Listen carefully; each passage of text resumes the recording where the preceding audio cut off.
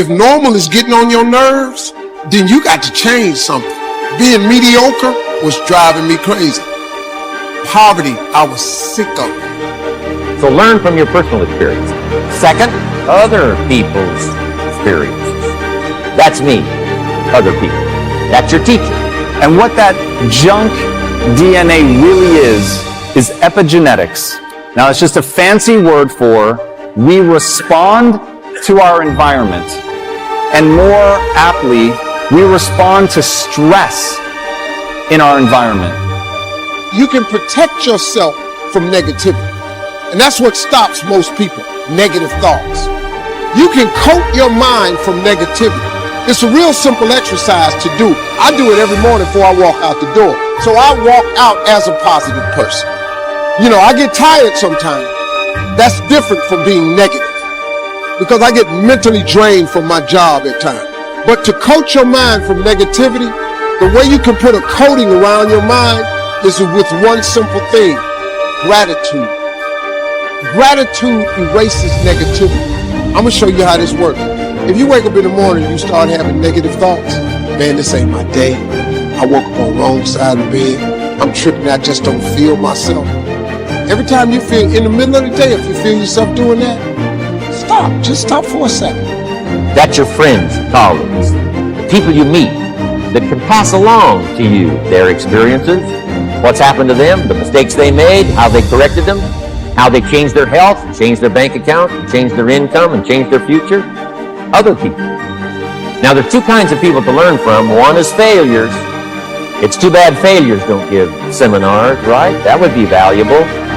Have them tell you how they lost it all and threw it all away, threw their health away, and threw their friendships away, and things didn't work out well. That would be valuable. But now then, we must also learn from positive people that have done well. They've got the health, and so we ask them, how did you become so healthy? They've got the skills, so we ask them, how did you become this skillful? They've got the income, so we ask them, how did you get here in such a short period of time? And start going over in your mind everything you have to be grateful for. Not everything you want, everything you already have, because what you have is substantial. You just haven't gone over the list and taken inventory in a long time. But the fact that you can walk, that's a blessing. The fact that you woke up, that's another blessing. The fact that you can see, think, reason, that's another blessing. The fact that you can go somewhere and get yourself something to eat, that's another blessing. The fact that you can go and turn the key and call someplace home, that's another blessing. The ability to dream is a blessing. The fact that you have an opportunity to get it right is another blessing. The fact that you're beautiful, that's another blessing. The fact that you have any measure of health, that's another blessing. And I'm just talking to you, I don't even know you. I could give you 50 things you ought to be grateful for right now. I don't even know you. So now here's what's important in personal development. In learning from other people, we learn, number one, by observation. We learn what we see. We watch people that are successful in what they do. In sports, we watch their disciplines. In business, we watch their disciplines. Second, we learn by what we hear. Learn by listening. And then listen to the sermon on Sunday morning. Listen to the lecture. Listen to the teacher. Listen to someone who's got something good to say. And then number three is vitally important on personal development, and that is read all the books. All the books you can possibly read in your lifetime. Mr. Schoaf got me started on my library. I've got one of the better libraries. And then I started keeping a journal. One of the major things my teacher taught me was to keep a journal. He said, don't trust your memory. If you hear something good, just make a little note and write it down. So I would suggest you do the same. Anybody ever seen a professional bodybuilder? No? Okay. A professional bodybuilder hardly looks human to me. It's unbelievable what they're able to do, but they show in a very real and tangible way what you can do to the human body when you understand how to put it under stress. Now, if you've ever been to the gym, you know that the real money is in tearing the muscle down, not building it up. You actually build up the muscle while you're sleeping based on what you've eaten. So the act of bodybuilding, of actually going into the gym, is an act of tearing down so that you can create the stress so that your body can respond. Now, if you remember nothing else from my talk, remember this: humans are the ultimate adaptation machine. When you get a thought that's not your thought, stop letting that thought just take control. It doesn't belong there.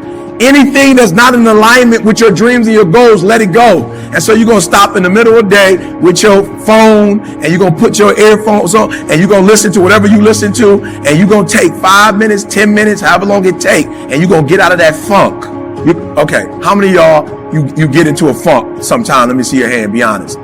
How many of you get into a funk for more than like you let it just take the whole day? Just be honest. Stop. We're going to do a 5-minute funk. I'm just being real. That's it. That's our rule for the new year. 5-minute funk. That's it. And after that 5 minutes, it's over. And during the 5 minutes, we're going to stop it. So we might stop it at 2. We might stop it at 3. But by 5, it's stopped. What would your life look like if you only listen to your voice and you use your inner energy to help you to become successful? What would it look like? Just by being human, each and every one of you is capable of great change. Who you are today does not predict who you can become. Who you can become is the answer to a very simple question. What do you want? And what price are you willing to pay to get there? What do you want? And what price are you willing to pay to get there? Kobe Bryant, one of the greatest athletes of our time, would show up on game day, and if he saw anybody else at the gym as early as him, even though he was always the first on the court, he would end up practicing longer than that person. And I had the honor of interviewing one of those people one time, and he said, I went up and asked Kobe, we have a game in an hour. Like, what are you doing out here practicing so long? And Kobe said, I needed you to know that I was willing to outwork you. Now let me ask you this. How many of you have listened to other people's voice? You listen to it. Let me see your hand. You literally listen to other people's voice. Hands down. How's that worked out? I'm just being real. Here's what's crazy. It don't even work and you're still doing it. Like, it doesn't even work. Like, it don't even help you, but you're still doing it. You know why? Because you're more concerned about how they feel about you than how you love yourself.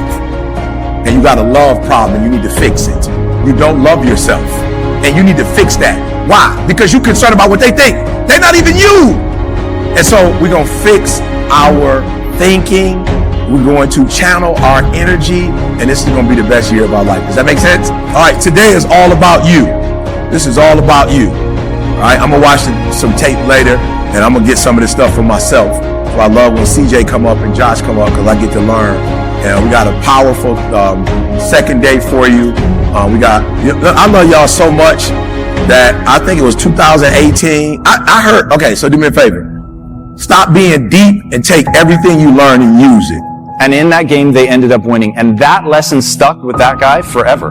When you're willing to put in the work, when you're willing to take control of your environment and put yourself through the stressors required for adaptation, you literally can become anything.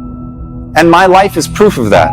So I stand here as one of the founders of a company called Quest Nutrition that we took from not existing to being valued over $1 billion 5 years later. Thank you. That was the guy whose mother, not too long before that, just quietly assumed he was going to fail at college. But what I began to understand is that I could harness that ability to adapt.